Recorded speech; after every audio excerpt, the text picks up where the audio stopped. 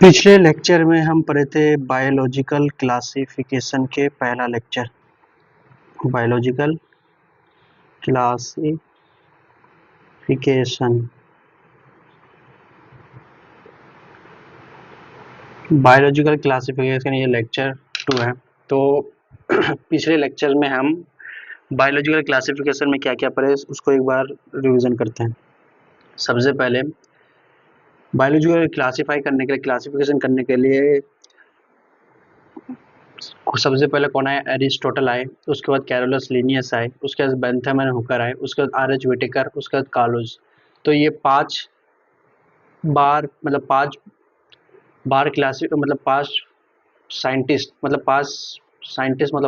Scientist आए जो biological classification करने के लिए आए। सबसे पहले आए एरिस्टोटल।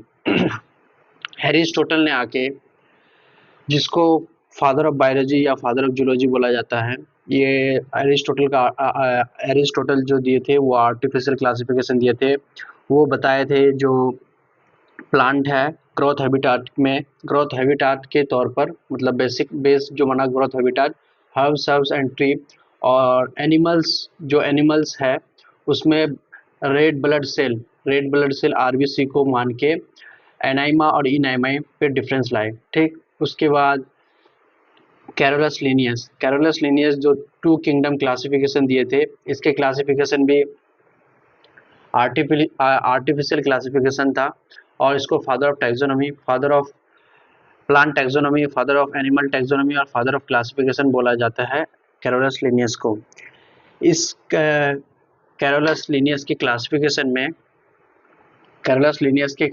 में ऑर्गेनिजम्स को सेल वॉल के बेसिस पर प्लांटी और एनिमलिया किंगडम में बांटा गया। मतलब जिसमें सेल वॉल प्रेजेंट है उसको प्लांटी में रखा गया, जिसमें सेल वॉल एब्सेंट है उसको एनिमलिया में रखा गया। तो इस कैरोलस लीनियस के जो क्लासिफिकेशन है उसके 3 डिमेरिट्स है, ये बहुत ही इंपॉर्टेंट है डिमेरिट्स। सबसे पहला डिमेरिट्स ये है कि जो बैक्टीरिया और ब्लू ग्रीन एल्गी है उसको प्लांटी के साथ रखा गया है। दूसरा, फंगी जो हेटरोट्रॉपिक है उसको ऑटोट्रॉपिक प्लांट के साथ रखा गया है। और तीसरा क्या है? यूनिसेल्युलर ऑर्गेनिज्म जैसे क्ले डाइमोनास और क्लोरेला, ये जो कि यूनिसेल्युलर है जिसको प्लांटी मल्टीसेल्युलर के साथ रखा गया। ये 3 डिमेरिट्स है। उसके बाद आते हैं हम बेंथम एंड हुकर क्लासिफिकेशन। इसमें एक किताब का नाम है जेनेरा प्लांटेरम, और royal botanical garden Q London में काम करते थे। एक क्यूरेटर टर्म यूज हुआ है जो वर्कर के लिए इस्तेमाल होता है। इसका जो बेंथम एंड हुकर क्लासिफिकेशन था, ये नेचुरल नॉन फाइलोजेनेटिक या नेचुरल फॉर्मल क्लासिफिकेशन था, और ये जो क्लासिफिकेशन था बेस्ड ऑन फ्लोरल कैरेक्टर्स के ऊपर बेस्ड था। उसके बाद हम क्या पढ़े? उसके बाद हम जो स्पर्मेटोफाइट, मतलब जो सीड है, सीड का 202 फैमिलीज है। 202 फैमिलीज में डाइकोटिलिडनी 165 फैमिली, और जिम्नोस्पर्म 3 फैमिली, और मोनोकोटिलिडन में 34 फैमिली। और ये जो बेंथम एंड हुकर का जो क्लासिफिकेशन है, इसका डिमेरिट्स क्या है कि फाइलोजेनेटी नॉट इंक्लूडेड, मतलब phylogenic evolutionary relationships among organism जो है ये इंक्लूडेड नहीं है। मतलब इसका मतलब ये है कि यहाँ पे ये नहीं बता पाए कि सबसे पहले कौन आया, डाइकोट आया, मोनोकोट आया या जिम्नोस्पर्म आया। तो फाइलोजेनिक नॉट इंक्लूडेड, मतलब इसमें सबसे पहले कि क्या मतलब फाइलोजेनिक इवोल्यूशनरी रिलेशनशिप के हिसाब से सबसे पहले आया जिम्नोस्पर्म, उसके बाद आया डाइकोट, उसके बाद आया मोनोकोट। उसके बाद हम चौथा पढ़ रहे हैं आर एच व्हिटेकर क्लासिफिकेशन। ये जो आर एच व्हिटेकर क्लासिफिकेशन है, 1969 में ये क्लासिफिकेशन दिया गया। ठीक, और इस क्लासिफिकेशन में जो मेनली ये जो आर एच व्हिटेकर क्लासिफिकेशन है 1969 में दिया गया है, जिसको 5 किंगडम क्लासिफिकेशन बोलते हैं। ये वाइडली, मतलब वर्ल्ड में सबसे ज़्यादा इस्तेमाल करने वाला क्लासिफिकेशन है। ठीक, उसके बाद हम आ जाते हैं ये किन किन चीज़ों पर बेस्ड है, मतलब आर एच व्हिटेकर क्लासिफिकेशन जो बेस्ड है किन किन चीज़ों पर बेस्ड है। सबसे पहले कॉम्प्लेक्सिटी ऑफ सेल क्या है, प्रोकैरियोट्स है या यूकैरियोट्स है। दूसरा, कॉम्प्लेक्सिटी ऑफ ऑर्गेनिज्म क्या है, यूनिसेल्युलर है या मल्टी सेल्युलर है। उसके बाद मोड ऑफ न्यूट्रिशन कैसे, मतलब ऑटोट्रॉपिक है या हेटरोट्रॉपिक है। मोड ऑफ रिप्रोडक्शन, उसके बाद फाइलोजेनेटिक रिलेशनशिप, पांचवा हो गया। छठा, mode of Uptake of nutrition, nutrition कैसे लेता है। उसका सातवां हो गया इकोलॉजी, इकोलॉजी में कैसा रोल है, जैसे कंज्यूमर, डिकम्पोजर, प्रोड्यूसर, ये 7 चीज पर आर.एच. व्हिटेकर क्लासिफिकेशन बेस्ड थे। ठीक, उसके बाद हम एक डायग्राम पढ़े थे, डायग्राम में 5 किंगडम का नाम है, यह 5 किंगडम का नाम जैसे Monera, protista, fungi, Plantae, Animalia, ये पांचों किंगडम का जो वो डायग्राम है, वो डायग्राम को एक बार रिवीजन करते हैं हम। डायग्राम में क्या था कि जैसे mono Monera, protista, fungi, Plantae, Animalia, तो सबसे पहले हम उसको सेल टाइप के हिसाब से अलग अलग देखते हैं।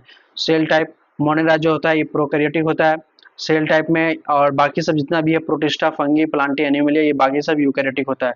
सेल वाल मोनेरा में पेप्टिडोग्लाइकन या नॉन सेलुलोजिक होता है। नॉन सेलुलोजिक मतलब होता है पॉलीसेकेराइड प्लस अमाइनो एसिड, और प्रोटिस्टा में कुछ मेंबर्स में मिलता है। फंगी का जो सेल वाल होता है वो काइटिन का बना होता है। प्लांटी का सेलुलोजिक होता है। एनिमल्स में सेल वाल एब्सेंट होता है। उसके बाद बॉडी ऑर्गेनाइजेशन मोनेरा का सेलुलर होता है, प्रोटिस्टा का भी सेलुलर होता है। फंगी क्या होता है, मल्टी सेलुलर होता है, लेकिन इसका जो टिश्यू होता है लूज टिश्यू होता है। प्लांटी टिश्यू ऑर्गन दोनों मिलता है, मतलब मल्टी सेलुलर है, टिश्यू ऑर्गन दोनों मिलता है। एनिमिलिया मल्टी सेलुलर है, टिश्यू ऑर्गन ऑर्गन सिस्टम सब मिलते हैं इसमें। मोड ऑफ न्यूट्रिशन, न्यूट्रिशन का मोड कैसा है, मोनेरा ऑटोट्रॉपिक है, हेटरोट्रॉपिक। ऑटोट्रॉपिक खुद से खाना भी बनाता है और खुद से भी खुद मतलब ऑटोट्रॉपिक भी है, हेटरोट्रॉपिक भी है। प्रोटिस्टा ऑटोट्रॉपिक भी है, हेटरोट्रॉपिक है, हेटरोट्रॉपिक मोस्ट है। फंगी हेटरोट्रॉपिक है, सेप्रोट्रॉपिक है, पैरासिटिक है। प्लांटी ऑटोट्रॉपिक है, और एनिमलिया हेटरोट्रॉपिक है, पैरासिटिक है, सेप्रोट्रॉपिक है। तो अगर हम मोनेरा को अगर एक बार क्लासीफाई नॉर्मली करें तो यूनिसेलुलर है, प्रोकैरियोट्स है। प्रोटिस्टा भी यूनिसेलुलर है जो यूकैरियोट्स है। फंगी क्या है, मल्टीसेलुलर है, हेटरोट्रॉपिक है। प्लांटी मल्टीसेलुलर है, ऑटोट्रॉपिक है। एनिमेलिया मल्टीसेलुलर है, हेटरोट्रॉपिक है। इसके बाद आर.एच. व्हिटेकर जो क्लासिफिकेशन है इसका भी डिमेरिट्स है। सबसे पहला डिमेरिट्स क्या है, जो वायरस है, लाइकेंस, वीरोइड्स या प्रियॉन्स, ये जो चार नाम बोले हो, वायरस, लाइकेंस, विरियोड्स, प्रियॉन्स, ये 4 नाम जो बोले, इसको 5 किंगडम क्लासिफिकेशन में कहीं भी जगह नहीं मिला है। पहला डिमेरिट्स हो गया। दूसरा डिमेरिट्स जो कैली क्लेमाइडोमोनास और कोलेरेला है, इसको रखा गया है प्रोटिस्टा में, जबकि इसका जो लाइफ साइकिल है वो प्लांटी जैसा ही लाइफ साइकिल है। ये 2 डिमेरिट्स हो गया 5 किंगडम क्लासिफिकेशन का, जो आर.एच. व्हिटेकर क्लासिफिकेशन का। उसके बाद आ जाते हैं हम 3 डोमेन क्लासिफिकेशन। 3 डोमेन क्लासिफिकेशन जो कार्ल लुईस ने दिया था, इस क्लासिफिकेशन में जो आर.एच. व्हिटेकर क्लासिफिकेशन है सेम वैसा ही है, लेकिन जो मोनेरा है, मोनेरा को दो हिस्सों में बांटा गया है। एक आर्की बैक्टीरिया और एक यू बैक्टीरिया। यू बैक्टीरिया जो ट्रू बैक्टीरिया है, आर्की बैक्टीरिया जो पुराने बैक्टीरिया है उसके हिसाब से, और बाकी इसको मतलब 3 डोमेन क्लासिफिकेशन में क्या क्या है, मतलब 3 डोमेन 3, इस क्लासिफिकेशन में 3 मतलब 3 डोमेन क्लासिफिकेशन में 3 हिस्सा क्या है। एक क्या है बैक्टीरिया, एक क्या है आर्की, और एक क्या है यूकेरिया। तो यूकेरिया में प्रोटिस्टा, फंगी, प्लांटी, एनिमेलिया, ये चारों आ जाता है यूकेरिया में। और मोनेरा का 2 हिस्सा क्या है, बैक्टीरिया और आर्की। बैक्टीरिया जो यू बैक्टीरिया जो ट्रू बैक्टीरिया है, और आर्की जो आर्की बैक्टीरिया जो पुराने बैक्टीरिया है। तो डोमेन जो है सुपर किंगडम कैटेगरी है, और एक्स्ट्रा टैक्सोनॉमिक कैटेगरी है, इसको 6 किंगडम क्लासिफिकेशन हम बोलते हैं। तो ये नॉर्मल। अब उसके बाद हम पढ़ते हैं सबसे पहले मोनेरा। वैसे मोनेरा कल पढ़े थे, पिछले लेक्चर में हम पढ़े थे, लेकिन फिर भी हम मोनेरा को पढ़ते हैं।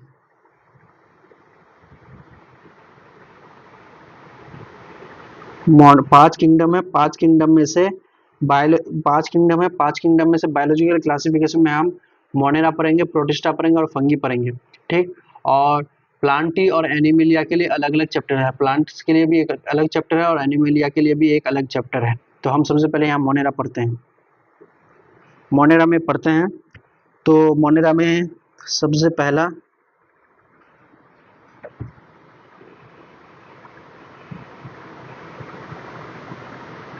सोल मेंबर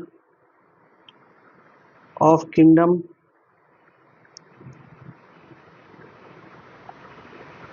मोनेरा का जो सोल मेंबर है इज बैक्टीरिया। ठीक, दूसरा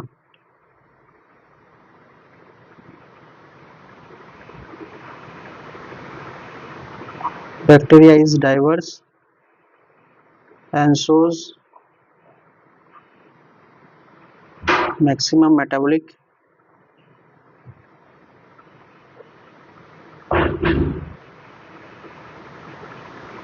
diversity.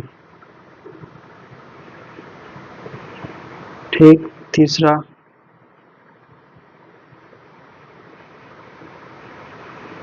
bacteria are structurally simple but behavior is very complex. तो यहाँ क्या लिखा है, सोल मेंबर, मोनेरा का जो सोल मेंबर है, मोनेरा जो किंगडम है उसका जो सोल मेंबर कौन है, बैक्टीरिया है। ठीक, बैक्टीरिया क्या है, सोल मेंबर है। उसके बाद बैक्टीरिया क्या होता है, bacteria is diverse, bacteria diverse है और शो करता है maximum metabolic diversity, maximum metabolic diversity show करता है। बैक्टीरिया जो स्ट्रक्चर सिंपल है, स्ट्रक्चर वाला सिंपल है, लेकिन उसका बिहेवियर जो है ये वेरी कॉम्प्लेक्स है। तो हम बैक्टीरिया का स्ट्रक्चर बना रहे हैं, स्ट्रक्चर बना रहे हैं। तो स्ट्रक्चर जो बना रहे हैं, पिछले लेक्चर में भी स्ट्रक्चर बनाए थे, तो याद रखने के लिए हम दोबारा स्ट्रक्चर बना रहे हैं। ये हो गया, ये जो ये है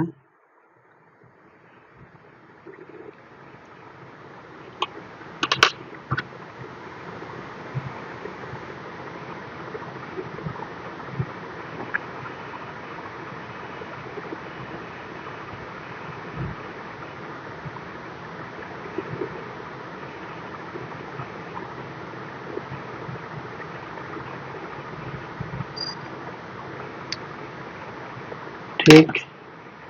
इसके बाद बाहर आ जाता है, ये ले,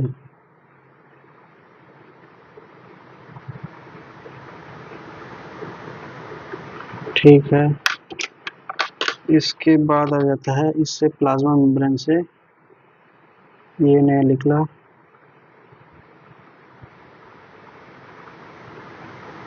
जो ये है, ये ऐसे है, जिसको हम क्या बोलते हैं, बेसल बॉडी।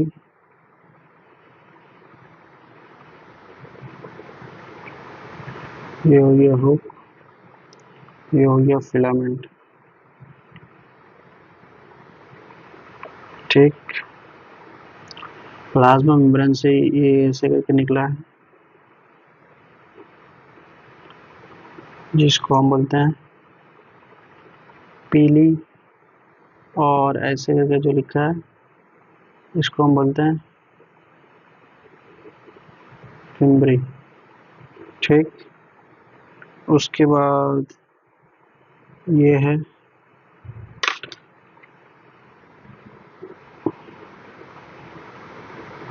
ऐसा है स्ट्रक्चर, एक स्ट्रक्चर ऐसा है और एक स्ट्रक्चर भी, अभी बस स्ट्रक्चर का सब लिख रहे हैं बस। और यहाँ पे मिलता है कुछ, ठीक, ये सब स्ट्रक्चर है। अब देखते हैं, नाम देखते हैं।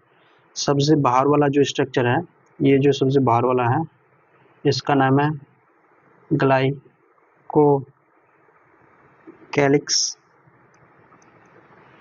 उसके बाद ये जो अंदर वाला है, ये हो गया सेल वॉल।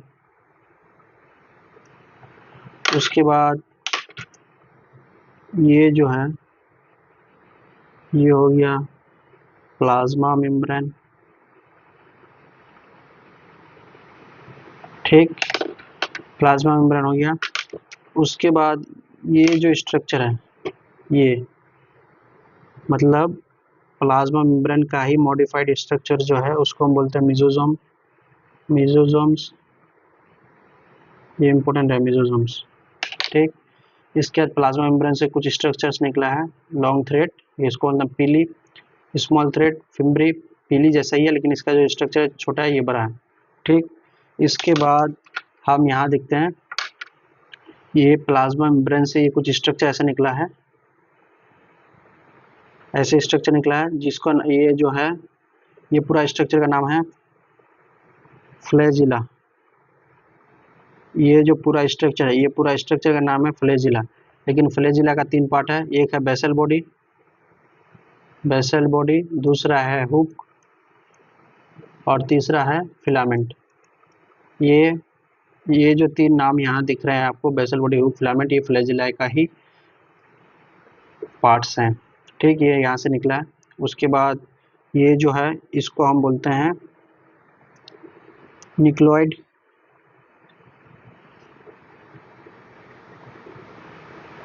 या फिर जेनोफोर या फिर इंसिपिएंट न्यूक्लियस।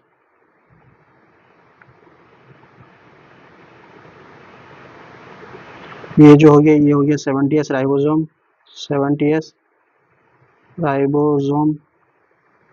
और ये जो है इसको हम बोलेंगे प्लाज्मिड, प्लाज्मिड, ये इंपॉर्टेंट है। ठीक, ये सब स्ट्रक्चर्स हो गया। और यहाँ ये जो है, ये जो स्ट्रक्चर्स यहाँ दिख रहे हैं दाना दाना टाइप का, इसको रिजर्व फूड बोल सकते हैं, रिजर्व फूड या इनक्लूजन बॉडी। ठीक, और ये तीनों को हम बोलते हैं single protective layer, single protective layer.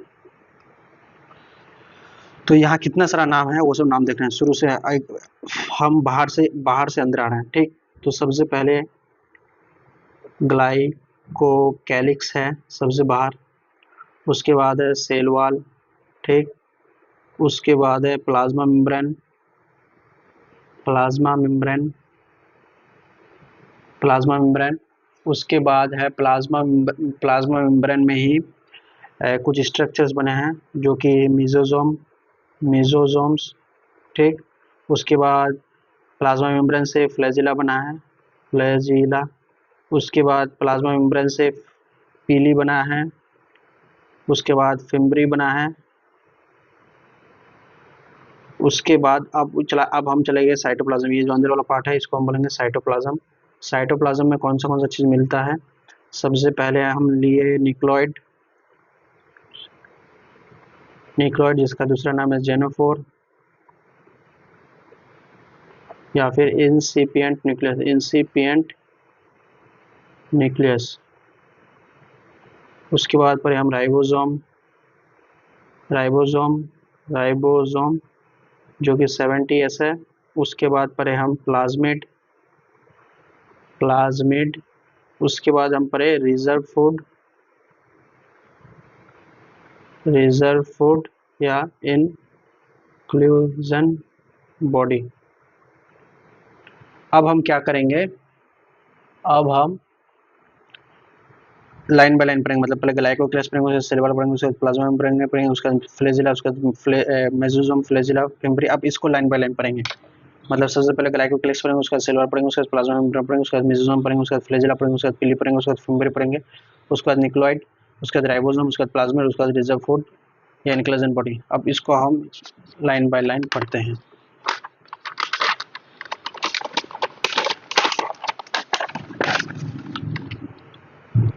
तो सबसे पहले हम पढ़ेंगे क्या, ग्लाइकोकैलिक्स। सबसे पहले हम पढ़ेंगे ग्लाइकोकैलिक्स, ग्लाइकोकैलिक्स, ग्लाइकोकैलिक्स। ये जो ग्लाइकोकैलिक्स है मेड अप ऑफ पॉलीसैकेराइड और पॉलीपेप्टाइड, पॉलीसैचराइड,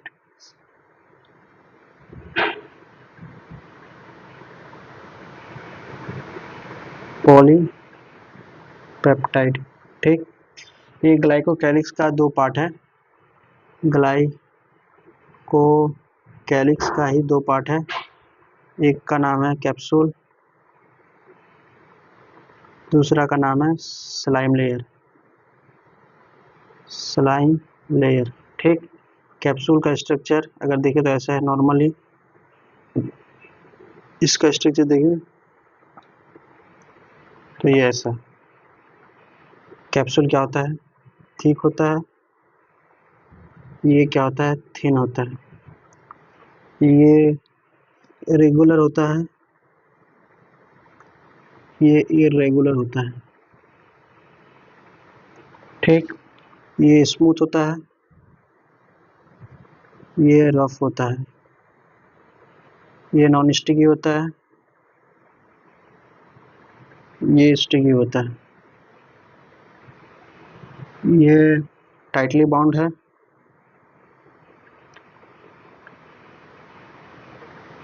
और ये लूजली बाउंड है। Loosely bound. ठीक। अब ये ग्लाइकोकैलिक्स का काम क्या है? ग्लाइकोकैलिक्स, ये जो ले रहे हैं अब हम ग्लाइकोकैलिक्स का ले रहे हैं। ये ग्लाइकोकैलिक्स क्या करता है? प्रिवेंट्स रोकता है फ्रॉम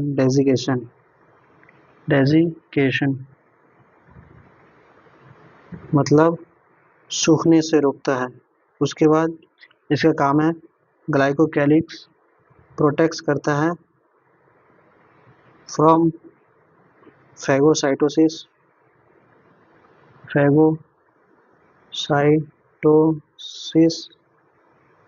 बाय डब्ल्यूबीसी। मतलब डब्ल्यूबीसी से फैगोसाइटोसिस, डब्ल्यूबीसी अगर ये बैक्टीरिया है तो डब्ल्यूबीसी क्या करेगा? बैक्टीरिया को खा जाएगा। तो खाने से इसको बचाता है। मेनली कौन करता है? कैप्सूल। मेनली कैप्सूल प्रोटेक्ट बचाता है, मतलब बैक्टीरिया को बचाता है डब्ल्यूबीसी से। ये हो गया ग्लाइकोकैलिक्स का, हम यहाँ तक पढ़ लिए। अब हम पढ़ते हैं ग्लाइकोकैलिक्स के बाद आ गया सेल वॉल।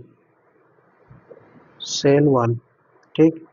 तो सेल वॉल जो है इसका बैक्टीरिया का जो सेल वॉल है ये किससे बना होता है? सेल वॉल जो है ये किससे बना होता है?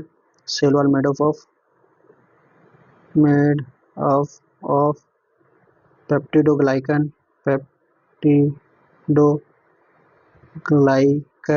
पेप्टिडोग्लाइकन या पेप्टिडोम्यूरिन भी बोल सकते हैं, या फिर हम पेप्टिडोग्लाइकन, म्यूरिन, या फिर पॉलीसेकेराइड प्लस अमाइनो एसिड से भी बना होता है। पॉलीसेकेराइड प्लस अमाइनो एसिड, और इसी को ही हम बोल सकते हैं नॉन सेलुलोजिक। ठीक। तो इससे बना होता है। अब on the basis of cell wall,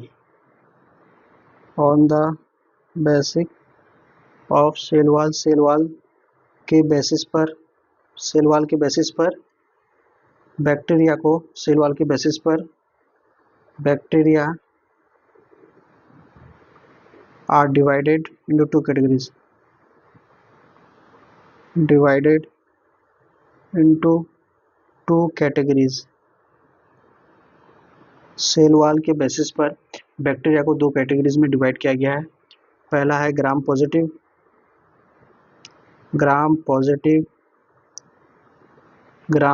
bacteria, दूसरा है gram negative bacteria. Gram negative bacteria. ठीक है।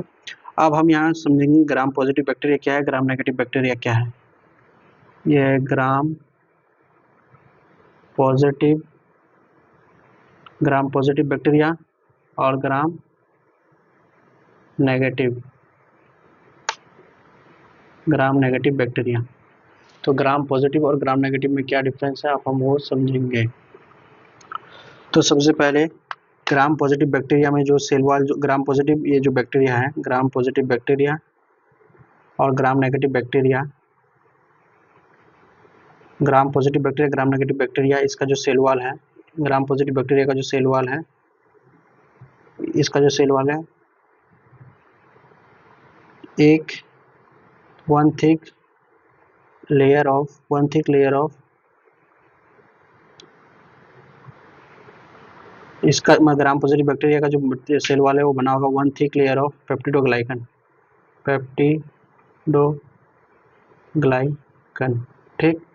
और इसका जो सेल वॉल है, ग्राम नेगेटिव बैक्टीरिया का सेल वॉल जो बना होगा दो लेयर से बना होगा, दो लेयर्स। एक थिक, क्या thick lipopolysaccharide, thick layer of lipopolysaccharide, lipopolysaccharide जिसको हम एलपीएस बोलते हैं, एलपीएस। और दूसरा बना होगा thin layer of peptidoglycan, diagram की मदद से समझ रहे हैं। यहाँ जो होगा, यहाँ पे ऐसा एक लेयर बना होगा, सेल वॉल का लेयर जो होगा, ये जो लेयर है ये पेप्टिडोग्लाइकन ही है, मतलब ये थिक है और ये क्या है, पेप्टिडोग्लाइकन ही है। लेकिन इसमें क्या होगा, दो लेयर पाए जाएंगे, एक लेयर होगा एलपीएस का, एक लेयर जो होगा ये एलपीएस का होगा, लिपोपॉलीसेकेराइड का, और दूसरा लेयर जो होगा ये होगा पेप्टिडोग्लाइकन का। ये जो पेप्टिडोग्लाइकन है ये दूसरा पेप्टिडोग्लाइकन का, मतलब इसमें दो लेयर होगा, और ये थिन होगा, ये थिक होगा। ये थिन जो होगा इसके कंपेयर में इसके कंपेयर में थिन ले आई है। ठीक, अब हम क्या करेंगे, ग्राम पॉजिटिव बैक्टीरिया और ग्राम नेगेटिव बैक्टीरिया को पहचानेंगे कैसे। इसको पहचानने के लिए हम क्या करेंगे, स्टेनिंग करेंगे, मतलब रंग चढ़ाएंगे।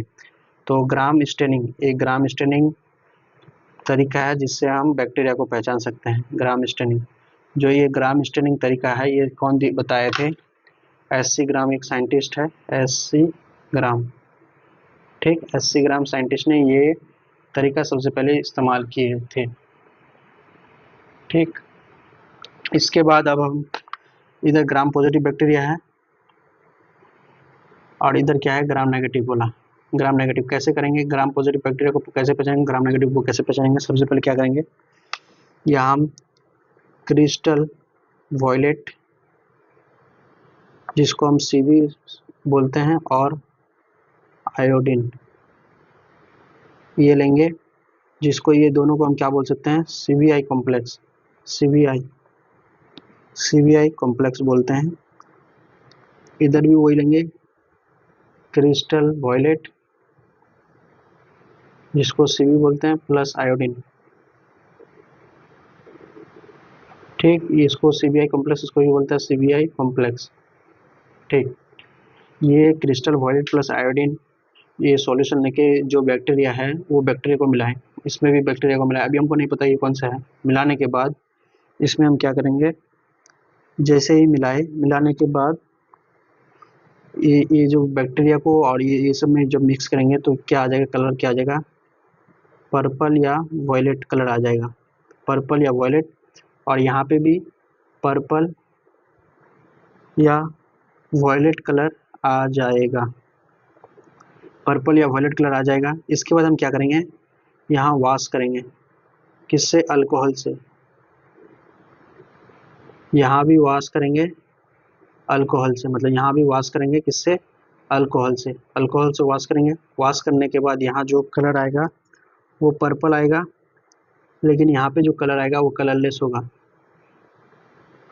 ठीक, मतलब जो बैक्टीरिया को निकालेंगे, बैक्टीरिया को क्रिस्टल वॉयलेट प्लस आयोडीन ये सब जो सॉल्यूशन सीवीआई कॉम्प्लेक्स है इसमें मिलाएंगे, बैक्टीरिया को मिलाने के बाद पर्पल वॉयलेट कलर होगा, यहाँ पे भी पर्पल वॉयलेट कलर होंगे। ठीक, उसके बाद अल्कोहल से वॉश करेंगे, अल्कोहल से वॉश करने के बाद यहाँ क्या होगा, पर्पल होगा, यहाँ पे क्या दिखेगा, कलरलेस दिखेगा, मतलब कोई कलर ही नहीं दिखेगा। ठीक, अब इसके बाद क्या करेंगे हम, इसके बाद दोनों जगह में सैफ्रानिन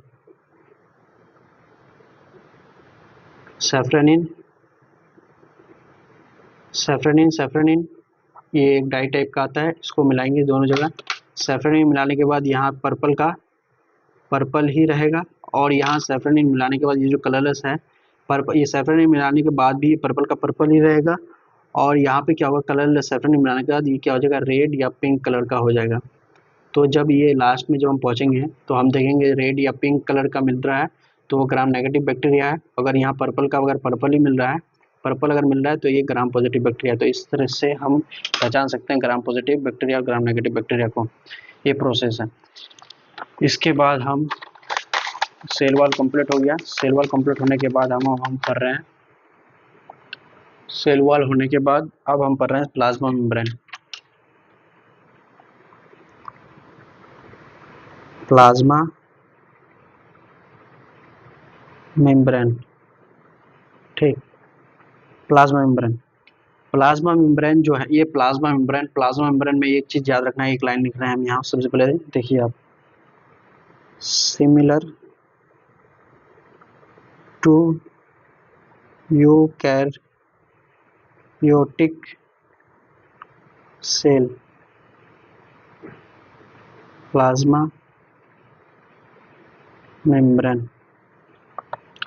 यहाँ जो प्लाज्मा मेम्ब्रेन के बारे में हम बोल रहे हैं, similar to eukaryotic cell plasma membrane, ये प्लाज्मा मेम्ब्रेन जो है ये यूनिवर्सल है। यूनिवर्सल, यूनिवर्सल मतलब ये हो गया कि प्लाज्मा मेम्ब्रेन जहाँ जहाँ भी मिलेगा उसका स्ट्रक्चर जो होगा एकदम सिमिलर होगा। मतलब अगर प्रोकैरियोट्स का प्लाज्मा मेम्ब्रेन, यूकैरियोट्स का प्लाज्मा मेम्ब्रेन या किसी सेल ऑर्गेनिज्म का प्लाज्मा मेम्ब्रेन, तो सबका प्लाज्मा मेम्ब्रेन सेम होगा। तो ये जो प्लाज्मा मेम्ब्रेन है इसको हम जो cell the unit of life एक चैप्टर है उसमें हम पूरा डिटेल से पढ़ते हैं, तो वहाँ ये पढ़ेंगे, ठीक। वैसे जनरली प्लाज्मा मेम्ब्रेन यूनिवर्सल होता है। यूनिवर्सल मतलब हर एक जहाँ जहाँ भी प्लाज्मा मेम्ब्रेन मिलेगा वहाँ वहाँ इसका स्ट्रक्चर सेम होगा। तो ये इसको हम cell the unit of life वाले चैप्टर में पढ़ेंगे, ठीक। क्योंकि वहाँ से पढ़ेंगे। उसके बाद आ जाते हैं हम मिजोजोम्स। वैसे यहाँ प्लाज्मा मेम्ब्रेन है, प्लाज्मा मेम्ब्रेन के बारे में ऐसे बता दें कि प्लाज्मा मेम्ब्रेन जो क्या कौन कौन चीज़ों से बना होता है। तो प्लाज्मा मेम्ब्रेन में 3 चीज़ मिलता है। सबसे पहले मिलता है प्रोटीन, लिपिड और कार्बोहाइड्रेट। प्रोटीन, लिपिड और कार्बोहाइड्रेट, प्रोटीन और लिपिड का जो रेशियो होता है ये वेरी करता है, मतलब कहीं 50-40 आ जाएगा। तो ये प्लाज्मा मेम्ब्रेन को प्लाज्मा मेम्ब्रेन को अगर हम पढ़ेंगे, स्टडी करेंगे, तो स्टडी करने के लिए ह्यूमन आरबीसी, जो मैच्योर ह्यूमन आरबीसी है उसको लिया जाता है। इसका जब हम कंपोजिशन देखते हैं तो उसमें प्रोटीन 52% होता है और लिपिड 40% होता है और कार्बोहाइड्रेट 8% होता है, ठीक। प्लाज्मा मेम्ब्रेन ये cell the unit of life वाले चैप्टर में है। और इसको जो प्लाज्मा मेम्ब्रेन को बताए थे, मतलब प्लाज्मा मेम्ब्रेन कैसे डिफाइंड होता है इसको जो बताए थे, सबसे पहले बताए थे एक जो मॉडल दिया था प्लाज्मा मेम्ब्रेन को बताने के लिए, जिसका नाम है फ्लूइड मोज़ेक मॉडल, जो दिया था सिंगर एंड निकोलसन 1972 में दिया था, ठीक। 1972 में उसमें ये बताया गया था जो प्लाज्मा मेम्ब्रेन है वो किन किन चीज़ों से बना है, लिपिड से बना है, प्रोटीन से बना है और कार्बोहाइड्रेट से बना है। तो इसमें नॉर्मली ऐसे बता रहे हैं, लिपिड जो होता है ये बाइलेयर होता है और प्रोटीन जो होता है, प्रोटीन क्या होता है, 2 तरह के प्रोटीन मिलता है, लेकिन उसमें प्रोटीन 2 तरह के प्रोटीन मिलता है। एक प्रोटीन ऐसा होता है जो लिपिड जो बाइलेयर है, उस लिपिड बाइलेयर में क्या होता है, लिपिड बाइलेयर का जो आउटसाइड वाला पार्ट है उसमें एक क्या होगा, एक प्रोटीन क्या होगा, ऐसे इम्बेडेड चिपका हुआ रहेगा और एक क्या होगा अंदर से पूरा घुसा हुआ रहेगा, मतलब अंदर से पूरा दबा हुआ रहेगा। मतलब इसको आराम से वहाँ स्ट्रक्चर के हिसाब से समझेंगे। और जो कार्बोहाइड्रेट है वो कार्बोहाइड्रेट बाहर वाले स्ट्रक्चर, लिपिड्स का जो बाइलेयर है, लिपिड्स का बाइलेयर का बाहर वाले हिस्से में कार्बोहाइड्रेट मिलता है, ग्लाइकोलिपिड और ग्लाइकोप्रोटीन के हिसाब से। तो ये जनरली ऐसे हम बता दिए, लेकिन इसको जो हम डिटेल में पढ़ेंगे वो cell the unit of life वाले चैप्टर में पढ़ेंगे। उसके बाद आते हैं मिजोजम। मिजोजम क्या है? मिजोजम क्या है? Infolding of plasma membrane into cell, infolding of plasma membrane into the cell, into the cell, ठीक। अभी हम लिख ही रहे हैं। These extensions are in form of vesicles, tubules and lamellae.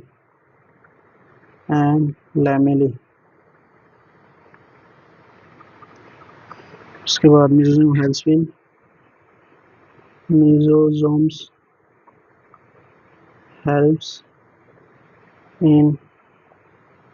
mesosomes helps in cell respiration. दूसरा cell wall secretion.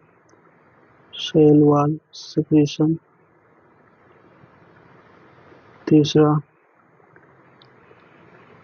increase the surface area for binding of enzyme, for binding of enzyme। ठीक, उसके बाद हम पढ़े mesosomes helps in DNA replication. इसके बाद हम पढ़ेंगे mesosome helps in DNA replication. पांचवा हम क्या पढ़े, distribution of DNA daughter cell, distribution of DNA in daughter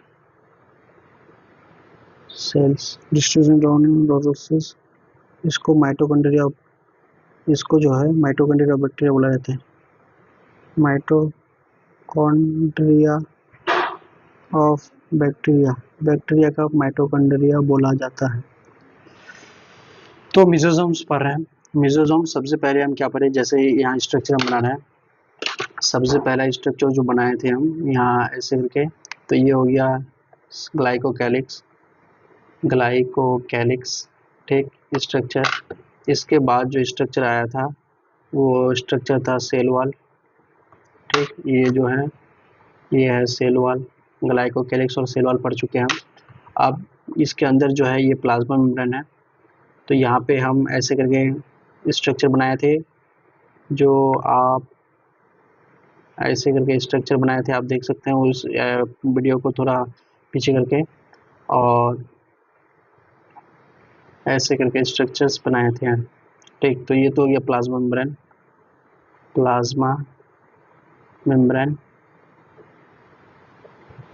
लेकिन ये जो स्ट्रक्चर्स है ये और ये जो स्ट्रक्चर्स है इसी को नाम दिए थे मेसोसोम्स, ठीक। ये जो स्ट्रक्चर्स है जिसको हम मेसोसोम्स बोले हैं, ये किस किस शक्ल में पाए जाएंगे, वेसाइकल्स, ये एक वेसाइकल्स के फॉर्म में पाया गया, ट्यूब्यूल्स के फॉर्म में पाया गया, और लैमेली, और ये देख सकते हैं ये लैमेली के फॉर्म में भी पाया गया।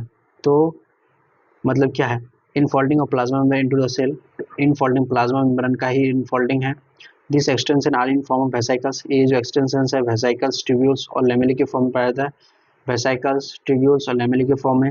मेसोसोम ये इंपॉर्टेंट है, क्यों ये इंपॉर्टेंट है, क्योंकि नीट में डायरेक्टली सवाल यहाँ से आ जाता है कि मेसोसोम हेल्प क्या करता है, सेल रेस्पायरेशन में हेल्प करता है, सेल वॉल सिक्रेशन में हेल्प करता है, increase the surface area from binding of energy.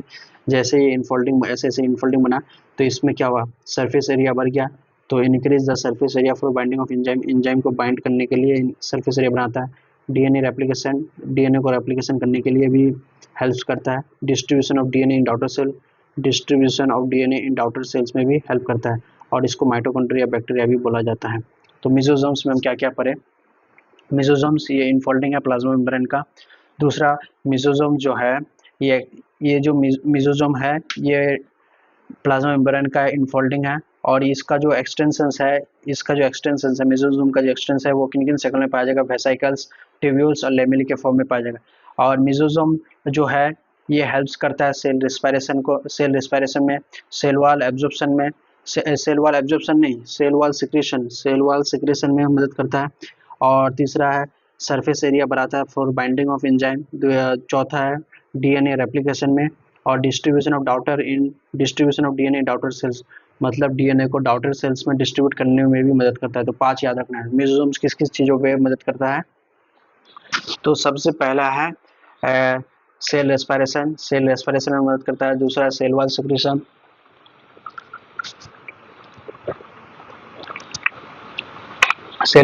में मदद करता है। तीसरा है increase the surface area, enzyme को बाइंड करने के लिए जो सरफेस एरिया इंक्रीज करने में मदद करता है। चौथा है डीएनए रेप्लिकेशन में भी मदद करता है। पांचवा distribution of DNA in daughter cell, distribution मतलब डीएनए को डिस्ट्रीब्यूट करने में भी मदद करता है कौन, मेसोसोम्स। तो 5 याद रखना है, सेल रेस्पायरेशन, सेल सिक्रेशन, तीसरा सरफेस एरिया इंक्रीज करता है फॉर बाइंडिंग ऑफ एंजाइम, चौथा है डीएनए रेप्लिकेशन, पांचवा है डॉटर सेल्स में डीएनए को बांटने का काम भी करता है, और इसको माइटोकॉन्ड्रिया और बैक्टीरिया भी बोला जाता है। मतलब इसमें सेल ऑर्गेनेल्स तो नहीं होता है, लेकिन माइटोकॉन्ड्रिया जो यूकैरियोट्स में पाया जाता है वो माइटोकॉन्ड्रिया बैक्टीरिया भी मेसोसोम्स को बोला जाता है। ठीक, उसके बाद हम पढ़ते हैं, अब ये हो गया, यहाँ से हो गया क्लियर। अब हम पढ़ेंगे यहाँ से क्लियर। अब हम साइटोप्लाज्म, ये तो हो गया ग्लाइकोकैलिक्स पढ़ लिया, सेल वॉल पढ़ लिया, प्लाज्मा मेम्ब्रेन पढ़ लिया। अब ये जो अंदर वाला पार्ट है इसको हम बोलते हैं साइटोप्लाज्म। ठीक, साइटोप्लाज्म। अब साइटोप्लाज्म के बारे में पढ़ेंगे हम। साइटोप्लाज्म में क्या क्या चीज़ मिलते हैं, अब साइटोप्लाज्म के बारे में पढ़ेंगे। ये जो लाइन लिख रहे हैं ये एनसीईआरटी लाइन है।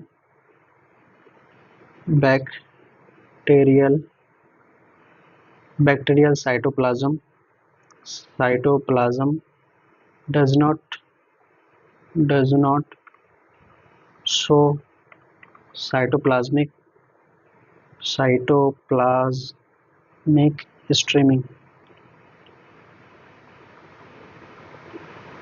streaming या साइक्लोसिस।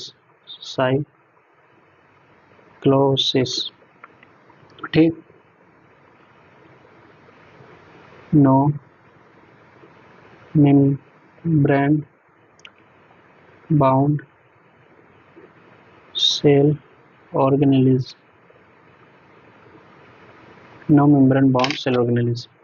तो बैक्टीरिया का अगर साइटोप्लाज्म पढ़ेंगे तो बैक्टीरिया का साइटोप्लाज्म में bacterial cytoplasm does not show cytoplasmic streaming. ये साइटोप्लाज्मिक स्ट्रीमिंग जो ये टर्म है या जिसको हम साइक्लोसिस बोलते हैं, ये जो साइटोप्लाज्मिक स्ट्रीमिंग या साइक्लोसिस बोलते हैं, ये यूकैरियोट्स में बहुत इंपॉर्टेंट है। साइटोप्लाज्मिक स्ट्रीमिंग और साइटोप्लाज्मिक स्ट्रीमिंग या साइक्लोसिस, ये यूकैरियोट्स के जो साइटोप्लाज्म है इसमें ये इंपॉर्टेंट है। इसमें वो यूकैरियोट्स के साइटोप्लाज्म में ये साइटोप्लाज्मिक स्ट्रीमिंग या साइक्लोसिस होते हैं। तो याद रखना है कि बैक्टीरिया में ये साइटोप्लाज्मिक स्ट्रीमिंग शो नहीं करते। ठीक, और इसमें no membrane bound cell organelles, इसमें कोई भी मेम्ब्रेन बाउंड माना मेम्ब्रेन, जो कोई भी सेल ऑर्गेनेल्स होगा उसके चारों तरफ मेम्ब्रेन बाउंड ऑर्गेनेली इसमें नहीं मिलता। मतलब इसमें याद रखने वाली बात क्या है कि जो साइटोप्लाज्मिक स्ट्रीमिंग है या साइक्लोसिस जिसको बोलते हैं, इसमें वो शो नहीं होता है बैक्टीरियल साइटोप्लाज्म में। दूसरा, इसमें कोई मेम्ब्रेन बाउंड सेल ऑर्गेनेल्स इसमें नहीं प्रेजेंट होते हैं, लेकिन इसमें क्या प्रेजेंट होता है, राइबोसोम प्रेजेंट होता है। जैसे कि हम यहाँ स्ट्रक्चर में, यहाँ पे एक स्ट्रक्चर में ऐसे करके बनाए थे जिसको हम लिखे थे 70S राइबोसोम बताए थे स्ट्रक्चर में। तो ये 70S यहाँ जो राइबोसोम प्रेजेंट होता है 70S, जो कि 70S होता है। तो ये जो राइबोसोम है यहाँ क्या लिखा है, no membrane bound cell organelles, मतलब सेल ऑर्गेनेल्स इसमें नहीं मिलते। लेकिन ये जो राइबोसोम है ये मेम्ब्रेन लेस होता है, इसलिए मेम्ब्रेन लेस, इसलिए ये वर्ड एनसीईआरटी ने लिखा है no membrane bound cell organelles. कोई भी no membrane bound cell organelles cytoplasm में प्रेजेंट होता है। मतलब कोई भी सेल ऑर्गेनेल्स, इसमें कोई भी सेल ऑर्गेनेल्स बैक्टीरियल साइटोप्लाज्म में प्रेजेंट नहीं होता है एक्सेप्ट राइबोसोम। राइबोसोम क्या है, ये मेम्ब्रेन लेस है, ये मेम्ब्रेन बाउंड सेल ऑर्गेनेल नहीं है। उसके बाद हम पढ़ते हैं किसको, ये राइबोसोम आ गया। उसके बाद हम राइबोसोम को ही पढ़ते हैं, राइबोसोम। इसके अंदर जो राइबोसोम है ये तो पूरा साइटोप्लाज्म हो गया। ये जो राइबोसोम है पूरा राइबोसोम को ही पढ़ते हैं हम। राइबोसोम का जो साइज है, ये साइज एनसीईआरटी लाइन है, साइज को याद रखना है। साइज कितना है, 15 से 20 नैनोमीटर, 15 से 20 नैनोमीटर साइज है इसका राइबोसोम का। दूसरा, यहाँ पे 70S राइबोसोम मिलता है, 70S राइबोसोम दो तरह के राइबोसोम जो होता है ये दो तरह के मिलते हैं, एक 70S और एक 80S। एक 70S एक 80S। ये 70S प्रोकैरियोट्स मतलब बैक्टीरिया में मिलता है, ये 80S यूकैरियोट्स में मिलता है, 80S। अब 70S का जो है, 70S का दो सब यूनिट्स होता है। दो सब यूनिट्स क्या क्या सब यूनिट्स, 50S प्लस 30S, मतलब 50S और 30S मिलता है। और इसमें मिलता है 60S प्लस 40S, इसमें जो मिलता है 60S और 40S मिलता है। यहाँ पे आपको जोड़ना नहीं है, ये जैसे राइबोसोम का दो यूनिट्स है, जैसे एक यूनिट ये है एक यूनिट ये है, ऐसे करके मिलता है। इसमें जो 80S राइबोसोम में भी ऐसा होगा, मतलब ये हो जाएगा 50S, ये हो जाएगा 30S, ये हो जाएगा 60S, ये हो जाएगा 40S, यहाँ जोड़ना नहीं है। ठीक, तो राइबोसोम जो होता है प्रोकैरियोट्स में जो राइबोसोम मिलता है उसका साइज होता है 15 से 20 नैनोमीटर और यहाँ 70s राइबोसोम मिलता है। ठीक, उसके बाद यहाँ पे एक लाइन और लिख रहे हैं हम, ribosomes can be associated can be associated can be associated with plasma membrane with plasma membrane plasma membrane चौथा line polyribosomes ribosomes are found polyribosomes are found। तो राइबोसोम सबसे पहले से राइबोसोम का जो साइज होता है 15 से 20 नैनोमीटर का होता है। दूसरा राइबोसोम जो होता है ये 70s राइबोसोम होता है। 70s राइबोसोम दो तरह के राइबोसोम होता है, एक 70s एक 80s। ये 80s यूकैरियोट्स में मिलता है, 70s प्रोकैरियोट्स में मिलता है। ठीक, और इसका दो सब यूनिट्स है 50s और 30s सब यूनिट्स है। इसके बाद ये जो लाइन है ribosome can be associate, ribosome associate हो सकता है प्लाज्मा मेम्ब्रेन, मतलब राइबोसोम्स यहाँ प्लाज्मा मेम्ब्रेन के साथ भी एसोसिएट हो सकता है, ये प्लाज्मा मेम्ब्रेन के साथ भी चिपक सकता है। ठीक, पॉलीराइबोसोम्स आर फाउंड। पॉलीराइबोसोम्स क्या है, एक एमआरएनए में एक एमआरएनए ये एमआरएनए है। ठीक, एमआरएनए है तो एक एमआरएनए में एक अगर राइबोसोम ऐसे चिपका तो ये तो राइबोसोम्स ऐसे होता है। ठीक, अगर एक एमआरएनए में एक राइबोसोम चिपकना नॉर्मल है, लेकिन एक एमआरएनए में एक राइबोसोम चिपकना नॉर्मल है, लेकिन एक एमआरएनए में अगर एक से ज्यादा राइबोसोम ऐसे करके अगर चिपका, ठीक, एक एमआरएनए में एक से ज्यादा राइबोसोम ऐसे अगर चिपका तो इसको हम बोलते हैं पॉलीराइबोसोम। पॉलीराइबोसोम टर्म को समझाने के लिए ये बताएं, इसमें पॉलीराइबोसोम्स प्रोकैरियोट्स के साइटोप्लाज्म जो राइबोसोम मिलते हैं उसमें पॉलीराइबोसोम्स भी फाउंड मिलता है। राइबोसोम साइटोप्लाज्म हो गया, राइबोसोम हो गया। अब राइबोसोम्स में साइटोप्लाज्म पढ़ लिए, राइबोसोम पढ़ लिए, उसके बाद हम पढ़ते हैं साइटोप्लाज्म। राइबोसोम पढ़ लिए, इसके बाद हम पढ़ते हैं, तो अभी तक हम कौन सा स्ट्रक्चर पढ़ लिए एक बार हम ले रहे हैं जनरली। सबसे बाहर क्या है, ग्लाइकोकैलिक्स, ये सबसे बाहर वाला पार्ट है ग्लाइकोकैलिक्स। ठीक, ग्लाइकोकैलिक्स। उसके बाद वाला उसके अंदर जो पार्ट है उसको हम बोलते हैं सेल वॉल। ठीक, सेल वॉल ये हो गया सेल वॉल। इसके बाद वाला जो पार्ट है उसको हम बोलते हैं प्लाज्मा मेम्ब्रेन। यहाँ पे स्ट्रक्चर है, ये हो गया प्लाज्मा मेम्ब्रेन। प्लाज्मा मेम्ब्रेन और ये जो पार्ट है, ये जो पार्ट सब है, ये सब पार्ट्स, इसको हम बोलते हैं मिजोसोम्स। मिजोसोम्स। ठीक, ये पढ़ लिए। इसके बाद ये जो अंदर वाला पार्ट है ये साइटोप्लाज्म पढ़ लिए। ठीक, और इस पे जो राइबोसोम्स मिलता है वो भी पढ़ लिए, ये हो गया राइबोसोम्स। राइबोसोम्स। अब कौन सा पार्ट बाकी है, यहाँ पे एक फ्लैजिला, यहाँ पे ऐसे करके एक स्ट्रक्चर था फ्लैजिला का, ऐसे करके एक स्ट्रक्चर था नहीं, ये फ्लैजिला बाकी है अभी। यहाँ पे ऐसे करके एक लंबा लंबा धागा टाइप का था जिसको हम पीली बोलते हैं, वो अभी बाकी है। ऐसे करके भी एक यहाँ ऐसे था तो इसको हम फिम्बरी बोलते हैं, ये भी अभी बाकी है। तो और इसके अंदर दो तरह के ऐसे दो तरह के मतलब एक प्लाज्मिड और एक इंसिपिएंट न्यूक्लियस, तो अभी ये सब बाकी है। तो क्या क्या पढ़ लिए, ग्लाइकोकैलिक्स पढ़ लिए, सेल वॉल पढ़ लिए, प्लाज्मा मेम्ब्रेन पढ़ लिए, मिजोसोम्स पढ़ लिए, साइटोप्लाज्म पढ़ लिए, राइबोसोम पढ़ लिए। ठीक, अब हम पढ़ते हैं क्या, प्लाज्मिड। प्लाज्मिड प्लाज्मिड पढ़ते हैं हम। ठीक, प्लाज्मिड यहाँ दो तरह के था, दो तरह के ऐसे था, दो तरह का। ठीक, ये तो हो गया इंसिपिएंट न्यूक्लियस और ये जो था इसको हम बोले थे प्लाज्मिड। ठीक, ये क्लियर हुआ, ये हो गया प्लाज्मिड। अब इसी के बारे में हम पढ़ते हैं प्लाज्मिड क्या है। ठीक, तो प्लाज्मिड जो है, सबसे पहले प्लाज्मिड क्या है,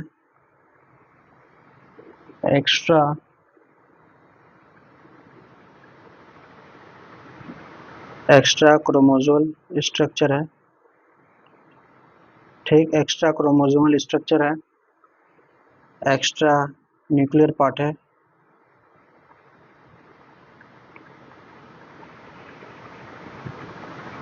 और एक्स्ट्रा जेनेटिक मटेरियल है। ठीक, उसके बाद क्या पढ़े हम, डबल स्ट्रैंडेड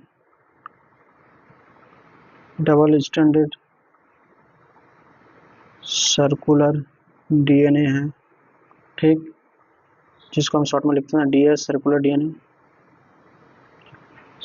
डीएनए है, ठीक। सेल्फ रेप्लिकेटिंग एबिलिटी है,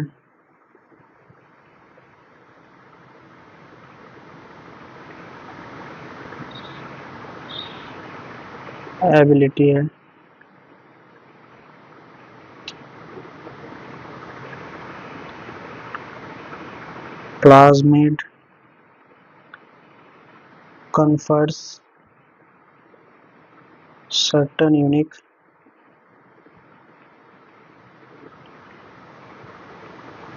phenotypic characters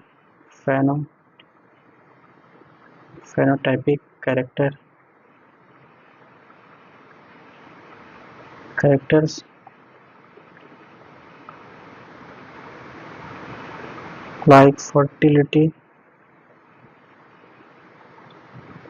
and resistance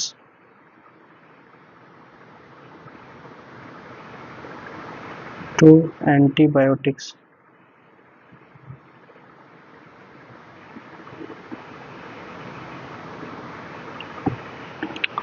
अभी पूरा लिख रहे हैं, इसके बाद आराम से समझाते हैं। उसके बाद टाइप्स दो तरह के होते हैं, एफ प्लाज्मिड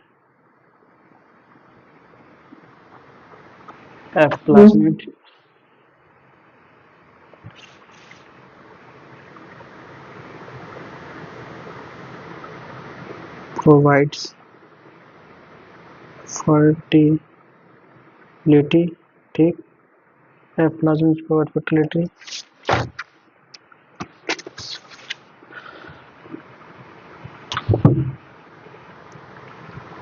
एफ प्लाज्मिड का लिखते हैं द बैक्टीरिया, वो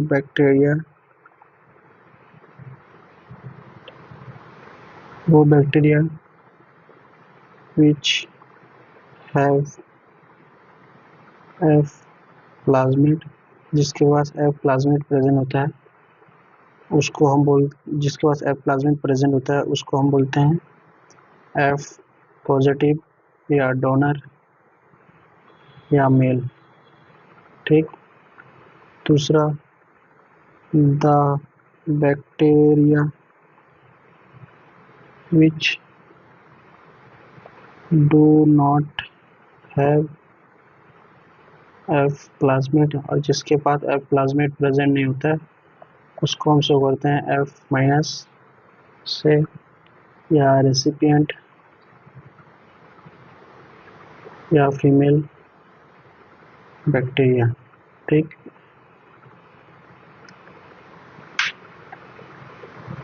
उसके बाद F plasmid is used in the process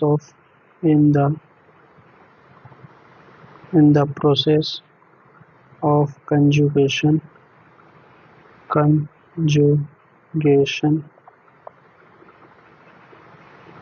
ये जो कंजुगेशन है ये शॉर्ट एक तरीका है सेक्सुअल प्रोडक्शन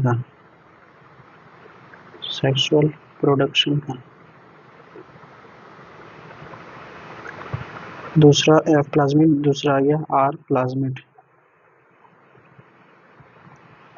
ये आर प्लाज्मिड का काम क्या है, ये जो प्रोवाइड फर्टिलिटी देता है और प्रोवाइड्स रेसिस्टेंस अगेंस्ट एंटीबायोटिक्स।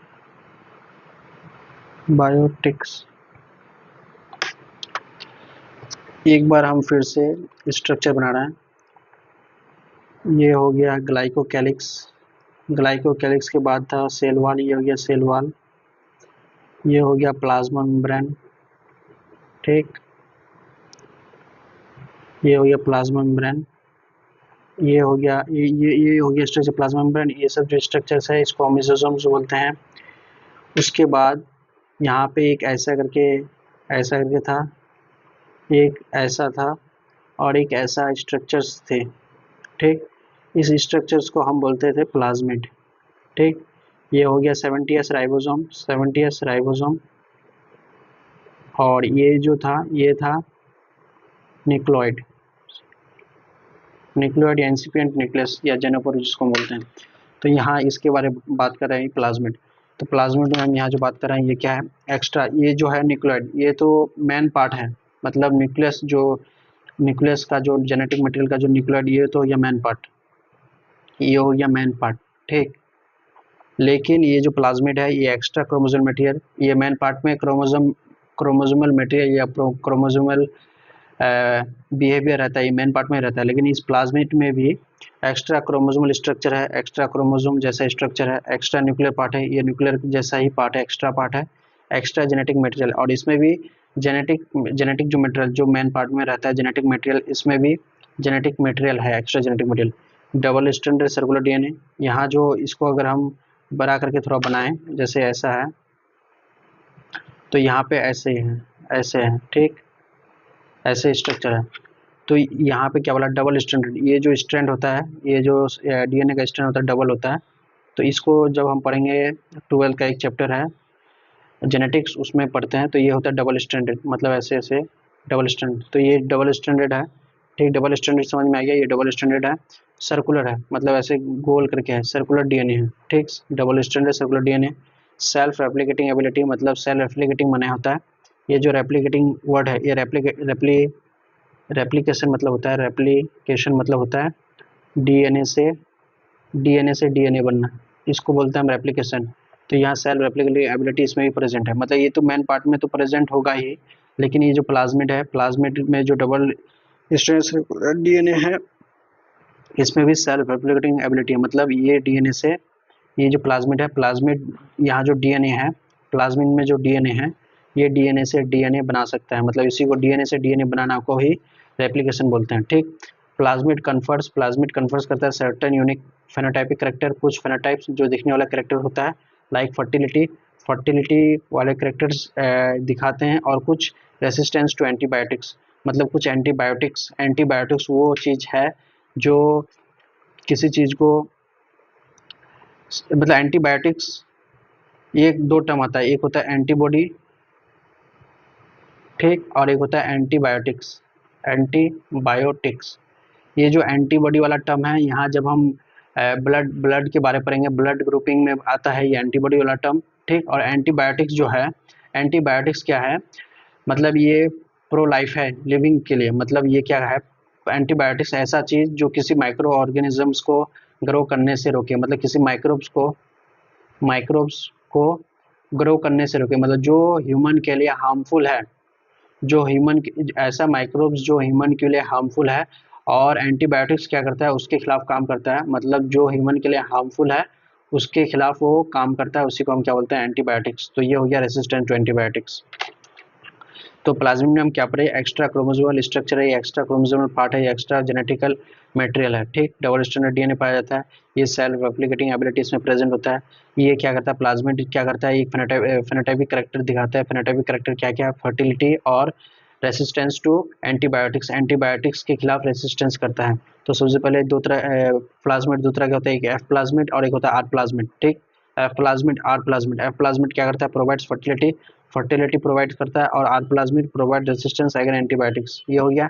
अब एफ प्लाज्मिड में जहां ऐसा बैक्टीरिया जिसमें एफ प्लाज्मिड प्रेजेंट होगा उसको एफ पॉजिटिव बोलेंगे, या डोनर बोलेंगे, या फिर मेल बैक्टीरिया बोलेंगे।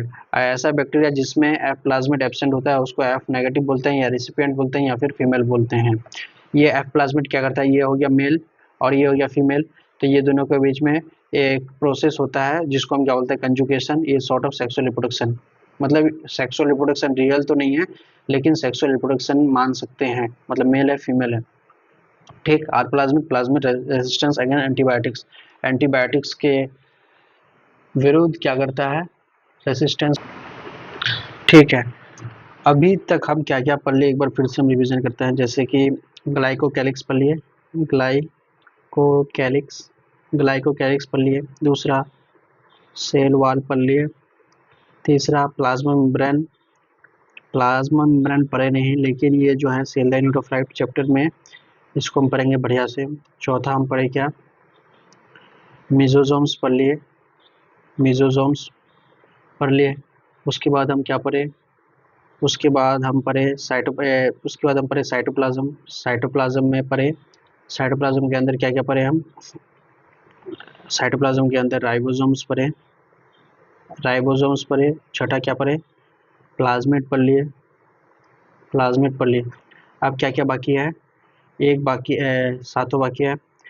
फिलामेंट, फिलामेंट बाकी, फिलामेंट बोलते हैं, फ्लैजिला बाकी है, फ्लैजिला, फ्लैजिला बाकी है। पीली, पीली बाकी है। नोवा, फिम्बरी बाकी है, फिम्बरी बाकी है। 10वां इन इनक्लेशन बॉडी, या जिसको हम रिजर्व फूड बोलते हैं, रिजर्व फूड, ये बाकी है। 11 निक्लोइड, या जिसको निक्लोइड, जिसको जेनोफोर, जेनोफोर बोलते हैं, ये बाकी है। या इंसिपिएंट न्यूक्लियस, इंसिपिएंट, इंसिपिएंट न्यूक्लियस। ठीक, ये सब बाकी है। ग्लाइकोकैलिक्स हो गया, सेल वॉल हो गया, प्लाज्मा मेम्ब्रेन, ये जो प्लाज्मा मेम्ब्रेन है हम cell the unit of life वाले चैप्टर में पढ़ेंगे। मिजोसोम्स हो गया, साइटोप्लाज्म हो गया, राइबोसोम हो गया, प्लाज्मेट हो गया। ठीक, अब ये सब बाकी है। ये 7 नंबर, फ्लैजिला बाकी है, पीली बाकी है, फिम्बरी बाकी है, इनक्लेजन बॉडी और रिजर्व फूड बाकी है, और ये बाकी है। तो ये जो न्यूक्लियोइड, जेनोफोर या इंसिपिएंट न्यूक्लियस, इसको जो हम पढ़ते हैं कहाँ पढ़ेंगे, ये जो है ये cell the unit of life वाले चैप्टर में भी पढ़ते हैं इसको। Cell the unit of life, cell the unit of life वाले चैप्टर में इसको पढ़ेंगे, बढ़िया से पढ़ते हैं यहाँ। Nucleoid, genophore, incipient nucleus. इसमें जो हम प्लाज्मिड में जो सब पढ़े कि डबल स्टैंडर्ड होता है, डबल स्टैंडर्ड डीएनए होता है, सेल्फ रेप्लिकेटिंग होता है। ठीक, सेल्फ रेप्लिकेटिंग होता है। और इसमें क्या होता है, न्यूक्लियर मेम्ब्रेन एब्सेंट होता है। न्यूक्लियर मेम्ब्रेन मतलब जो न्यूक्लियस है उसके बाहर एक मेम्ब्रेन मिलता है, वो न्यूक्लियर मेम्ब्रेन एब्सेंट होता है। ठीक, इसलिए इसको हम फॉल्स न्यूक्लियस बोलते हैं, फॉल्स न्यूक्लियस बोलते हैं। तो ये सब जितना भी है double standard DNA, self replicating, इसको हम cell the unit of life वाले चैप्टर में पढ़ेंगे।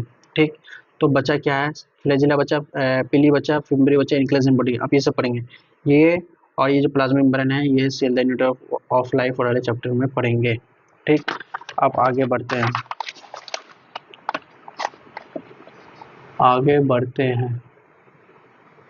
तो सबसे पहले क्या पढ़ेंगे, फ्लैजिला, फ्लैजिला। ठीक, फ्लैजिला, फ्लैजिला क्या है, जैसे स्ट्रक्चर अगर दिखाए, फ्लैजिला का स्ट्रक्चर अगर दिखाए तो ये हो गया ग्लाइकोकैलिक्स। ठीक, इसके अंदर हो गया सेल वॉल, इसके अंदर था ये प्लाज्मा मेम्ब्रेन, ये प्लाज्मा मेम्ब्रेन, ये हो गया मिजोसोम्स। तो यहाँ पे स्ट्रक्चर जो शुरू में स्ट्रक्चर्स बनाए थे, इस पे ऐसा एक स्ट्रक्चर बना था, ऐसा एक स्ट्रक्चर्स बना था, ऐसा एक स्ट्रक्चर बना था जो ये हो गया बेसल बॉडी, ये हो गया हुक, और ये हो गया फिलामेंट। ये पूरा स्ट्रक्चर को ही हम बोलते थे फ्लैजिला, फ्लैजिला। ठीक, फ्लैजिला क्लियर हो गया, फ्लैजिला कौन सा पार्ट है। और फ्लैजिला में हम क्या पढ़ेंगे,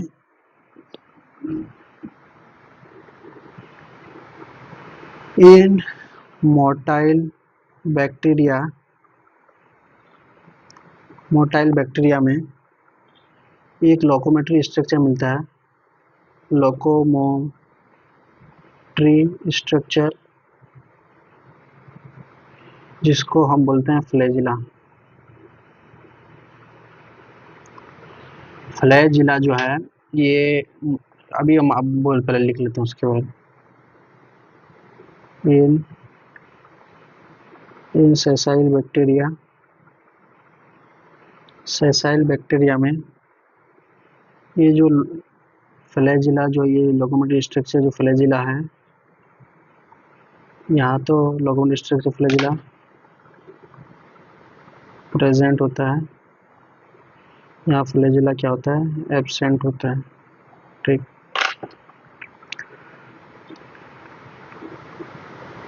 उसके बाद prokaryotic flagella is made up of flagellin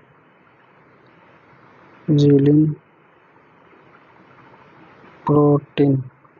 ठीक, इसके बाद prokaryotic flagella consist of 3 parts. Prokaryotic flagella जो है इसमें 3 पार्ट्स होते हैं। सबसे पहला बेसल बॉडी,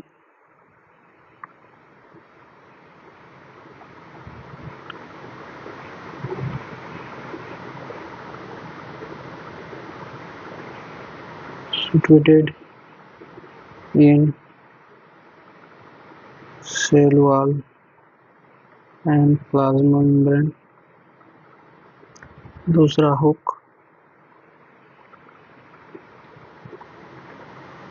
connects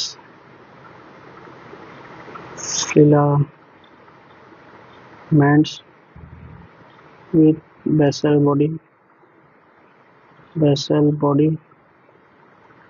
तीसरा आ गया फिलामेंट, लॉन्ग ट्यूबुलर स्ट्रक्चर है। ठीक, लॉन्ग ट्यूबुलर स्ट्रक्चर है। उसके बाद number of flagella is variable.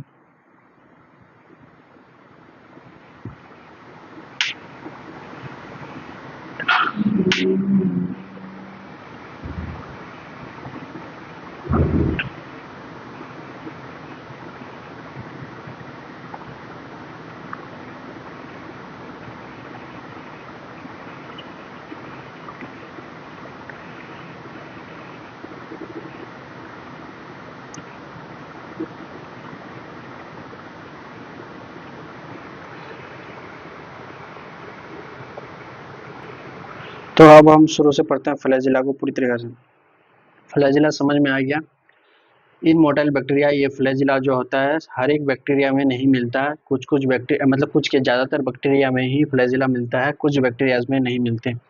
तो इन मोटाइल बैक्टीरिया, ऐसा बैक्टीरिया जो मोटाइल होता है, मतलब मोटाइल माने जो मूवमेंट करता है, उसमें लोकोमोटरी स्ट्रक्चर प्रेजेंट होता है। वो जो लोकोमोटरी स्ट्रक्चर है उसको हम फ्लैजिला बोलते हैं, जिसमें फ्लैजिला क्या होता है, प्रेजेंट होता है। इन सेसाइल बैक्टीरिया, ऐसा बैक्टीरिया जो मूवमेंट शो नहीं करता है, वैसा में फ्लैजिला क्या होता है, एब्सेंट होता है। फ्लैजिला ये जो स्ट्रक्चर है सेसाइल बैक्टीरिया में ये नहीं होता है। Prokaryotic flagella is made up of flagellin protein. Prokaryotic bacteria का जो फ्लैजिला है वो फ्लैजिलिन प्रोटीन से बना होता है। यहाँ जो प्रोकैरियोटिक फ्लैजिला है, प्रोकैरियोटिक फ्लैजिला ये जो मेड अप है फ्लैजिलिन प्रोटीन से बना होता है। प्रोकैरियोटिक फ्लैजिला फ्लैजिलिन प्रोटीन से बना होता है, जबकि यूकैरियोटिक, ये जो यूकैरियोटिक फ्लैजिला है, यूकैरियोट्स में जो फ्लैजिला मिलते हैं वो ट्यूबुलिन प्रोटीन और माइक्रोट्यूबुल से बना होता है। तो याद रखने वाली बात, प्रोकैरियोटिक फ्लैजिला फ्लैजिलिन प्रोटीन से बना होता है और यूकैरियोटिक फ्लैजिला ट्यूबुलिन और माइक्रोट्यूबुल से बना होता है। ये प्रोकैरियोटिक फ्लैजिला जो 3 पार्ट्स होता है, ये 3 पार्ट्स बताइए आपको, basal body, hook, filament. Basal body जो कहाँ का होता है, सेल वॉल और प्लाज्मा मेम्ब्रेन के, यहाँ जो सेल वॉल है, सेल वॉल और प्लाज्मा मेम्ब्रेन में मौजूद होता है। सेल वॉल और प्लाज्मा मेम्ब्रेन में मौजूद होता है। हुक जो बेसल बॉडी और फिलामेंट को जोड़ता है। फिलामेंट ये लॉन्ग ट्यूबुलर स्ट्रक्चर है जो सबसे बाहर पाया जाता है। Number of flagella is variable.